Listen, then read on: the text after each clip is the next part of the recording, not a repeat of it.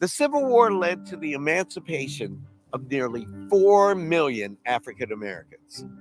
As freed people with very few economic resources, they needed to find a way to save their earnings and acquire wealth as new workers in a wage economy.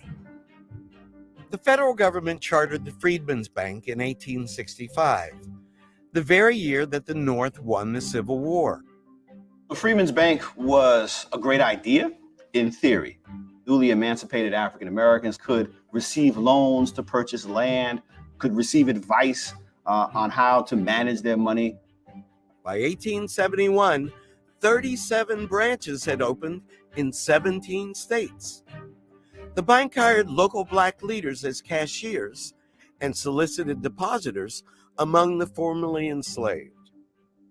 The one flaw, though, is that black folk had no money. This is after the Civil War. There are no reparations.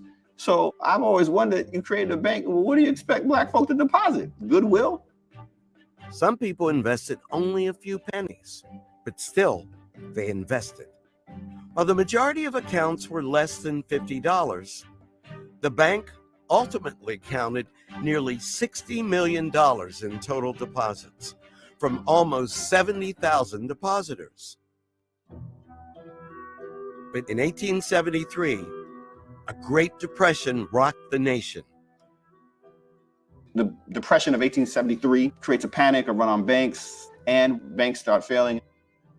The abolitionist Frederick Douglass is brought in essentially to keep those black folk who had made their deposits from pulling out their money, but that wasn't enough to really shore up the bank itself. And within a year or two after that, it collapses. As a result, half the depositors received payouts that on average were only 3/4 of the value of their accounts. The other half received nothing at all.